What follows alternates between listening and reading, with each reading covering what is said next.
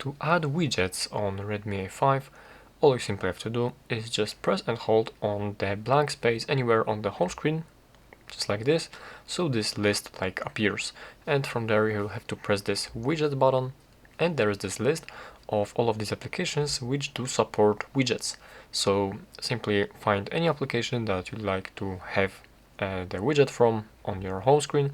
Let's for example select the widgets from the music application, and as you can see there are a couple of different widgets, and you can see the size of these widgets, what was the size of the particular widget. So this is the smallest one. Let's grab it. You can simply press and hold on any widget and you grab it like applications or anything and simply put it anywhere on your home screen. But for some reason this isn't 2 by 2, but as you tap on if you press and hold and grab the widget, and as you can see here are some outlines, and right like this you can actually adjust its size, but for some reason it was supposed to be for 2 by 2, but it is not apparently. But yeah, this is basically how you can add widgets.